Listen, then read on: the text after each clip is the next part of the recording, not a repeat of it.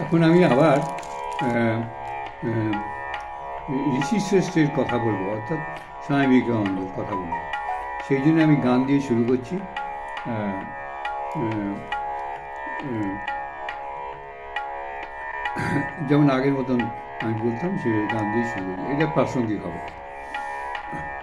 বহে নিরন্তর অনন্ত আনন্দ ধারা, বহে নিরন্তর অনন্ত আনন্দ ধারা, বাজে অসীম নব মাঝে অনাদিরব, বাজে অসীম নভ মাঝে অনাদিরব, জাগে অগণ্য রবিচন্দ্র তারা, বহে নিরন্তর অনন্ত আনন্দ ধারা, বহে নিরন্তর অনন্ত আনন্দ ধারা।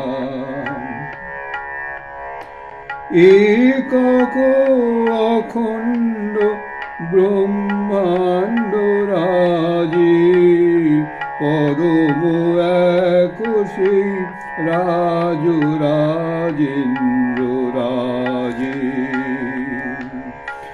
একক অখণ্ড ব্রহ্মাণ্ড রাজে, পরম এক সেই রাজ রাজেন্দ্র রাজে, বিস্মিত নিমে সোহত বিশ্ব চরণে বিনত, বিস্মিত নিমেষ হত বিশ্ব চরণে বিনত, লক্ষ শত ভক্ত চিত বাকুহারা,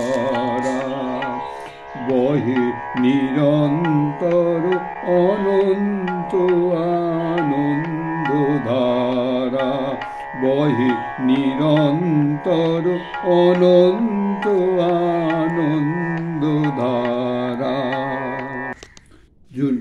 গীতা একটা কথা আছে, যখন অর্জুন কৃষ্ণকে প্রশ্ন করলেন, আপনি যে স্থিতপ্রজ্ঞের কথা বলছেন, তো এই স্থিতপ্রজ্ঞদের কীরকম হয়, এরা কীরকম হয়, মানে কীভাবে কথা বলে, কীভাবে কথা বলে, কীভাবে বিচরণ করে, কীভাবে তারা আচরণ করে, কীভাবে অবস্থান করে।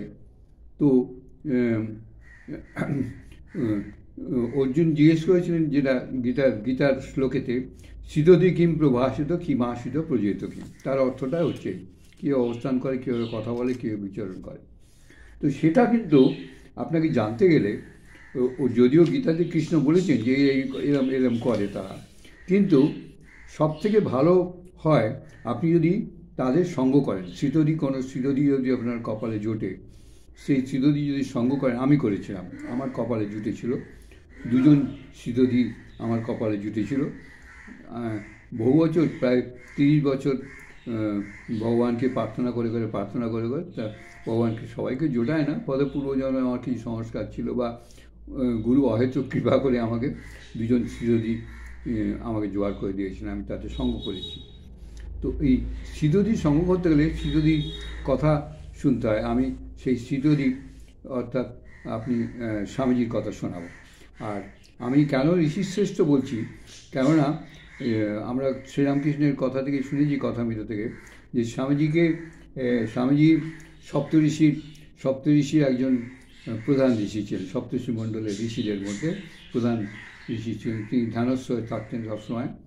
তো সেখানে শ্রীরামকৃষ্ণ বালক বেশ ধরে গিয়ে, শ্রীরামকৃষ্ণ তো ভগবান, বালক বেশ ধরে সে গলা জড়িয়ে ধরে সে সন্ন্যাসী, সেই ঋষি, শ্রেষ্ঠ ঋষি গলা জড়িয়ে ধরে বললেন যে তুমি আমার সঙ্গে মর্তে চলো, গিয়ে আমরা দুজন মিলে একসঙ্গে, মর্তে এখন খুব দুরবস্থা, আমরা দুজন মিলে একসঙ্গে গিয়ে আমরা কাজ করব বলে সেই শিশুকে ফিরিয়ে নিয়ে গেলেন। সেই শিশুই হচ্ছে স্বামীজি। এটা শ্রীরামকৃষ্ণ নিজের মুখের কথা, সেটা থেকে আমি বললাম। তো সেই স্বামীজির কথা আপনাকে শোনাচ্ছি। এটা হচ্ছে স্বামীজি বিভিন্ন মানুষকে যে প্রায় হাজারের ওপর চিঠি লিখেছেন, সেইগুলি আপনাদের পড়ে শোনাব। শ্রীযুক্ত প্রমোদা দাস মিত্রকে, ইনি শ্রীরামকৃষ্ণকে দেখেছেন এবং স্বামীজির তো খুব মানে প্রচুর সঙ্গ করেছেন, তাকে চিঠি লিখছেন। বৃন্দাবন থেকে লিখছেন 12ই আগস্ট 1888 সালে।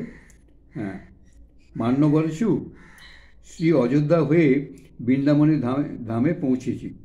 কালাবাবুর কুঞ্জে আছি, শহরে মন কুঞ্চিত হইয়া আছে।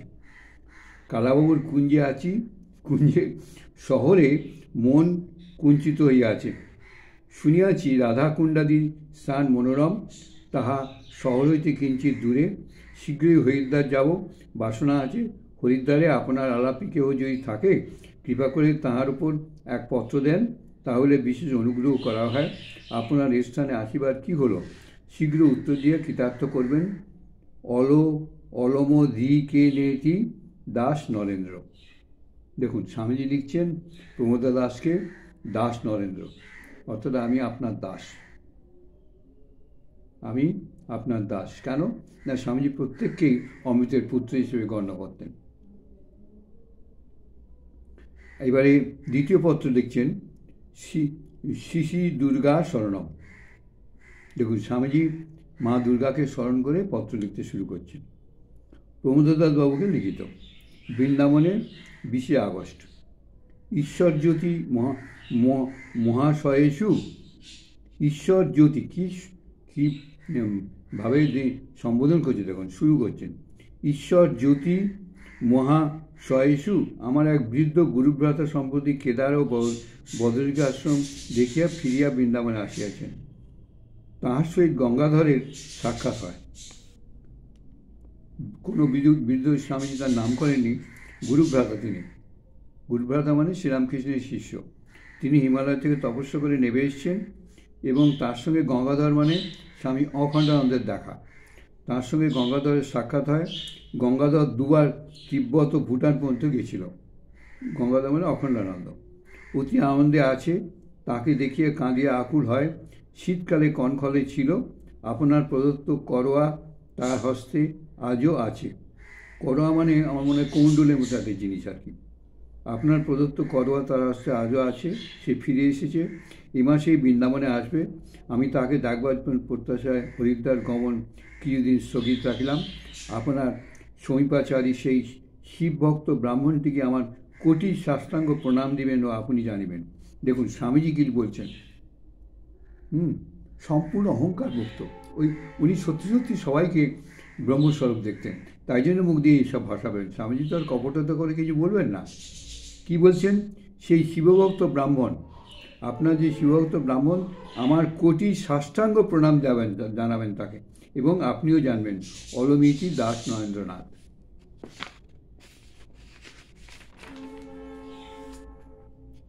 আবার প্রমোদদাস বাবুকে লিখছেন 1888 সালে। পূজ্যবাদ মহাশয়, আচ্ছা প্রথমে শুরু করছেন ওম ভগবতে রামকৃষ্ণায়। পূজ্যবাদ মহাশয়, আপনার প্রেরিত পুস্তকদ্বয় প্রাপ্ত হইয়াছি এবং আপনার অত্যুদার হৃদয়ে উপযুক্ত পরিচায়ক অদ্ভুত স্নেহরসাপ্লুত চিঠি পাঠ করিয়া আনন্দে পূর্ণ হইয়াছি। মহাশয়, আমার না একজন ভিক্ষাজীবী উদাসীনের ওপর এত অধিক স্নেহ প্রকাশ করেন যে আমার প্রাক্তনের স্বীকৃতিবশত সন্দেহ নেই। প্রাক্তন মানে পূর্বজন্মের। আমার প্রাক্তনের স্বীকৃতিবশত মানে পূর্বজন্মের স্বীকৃতিবশত, যেটা আমি বললাম যে পূর্বজন্মে আমার কোনো সংস্কার বা স্বীকৃতি ছিল, তার জন্যে গুরু কৃপা করে বা ঈশ্বর কৃপা করে আমাকে 2জন ব্রহ্মগুরু শিখ ব্রহ্মজ্ঞের আমার সঙ্গ করেছি। আমি একজনের সঙ্গ তো প্রায় 30 বছর করেছি, আর একজনের সঙ্গ 8 বছর করেছি, শেষ তার জীবনের শেষ দিন পর্যন্ত। বেদান্ত প্রেরণ দ্বারা মহাশয় কেবল আমাকে নয়, পরন্তু ভগবান রামকৃষ্ণের সমুদায় সন্ন্যাসী শিষ্যমণ্ডলীকে চির কৃতজ্ঞতাবাসে আবদ্ধ করিয়াছেন। তাহারা অবনত মস্তকে আপনাকে প্রণিপাত জানাইয়াছেন। পাণিনির ব্যাকরণ কেবল আমার নিমিত্ত প্রার্থনা করি নাই, প্রত্যুত এই মঠে সংস্কৃত শাস্ত্রের বহুল চর্চা হইয়া থাকে, মানে বেলুমঠে। বঙ্গদেশে বেদশাস্ত্রের একেবারে অপ্রচার বলিলেই হয়। এই মঠের অনেকেই সংস্কৃতজ্ঞ এবং তাহাদের বেদের সংগীতাদি ভাগ সম্পূর্ণভাবে আয়ত্ত করিবার একান্ত অভিলাষ। তাহাদিগের মত যাহা করিতে হইবে তাহা সম্পূর্ণ করিব। অতএব পাণিনিকৃত সর্বোৎকৃষ্ট ব্যাকরণ আয়ত্ত না হইলে বৈদিক ভাষার সম্পূর্ণ জ্ঞান হওয়া অসম্ভব। এই বিবেচনায় উক্ত ব্যাকরণের আবশ্যক। লঘু অপেক্ষা আমাদের বাল্যধীত মুগ্ধবোধ অনেকাংশে উৎকৃষ্ট। যা হোক, মহাশয় অতি পণ্ডিত ব্যক্তি, এ বিষয়ে আমাদের সদুপদেশটা আপনি বিবেচনা করে যদি এ বিষয়ে অষ্টাধ্যায়ী সর্বোৎকৃষ্ট হয়, তাই যদি সুবিধা হয়, ইচ্ছা হয়, দান করিয়া আমাদেরকে চিরকৃতজ্ঞতা পাশে আবদ্ধ করবেন। পাণিনি ব্যাকরণ চেয়েছেন স্বামীজি, ওনার কাছে পাঠাতে বলেছেন মঠে।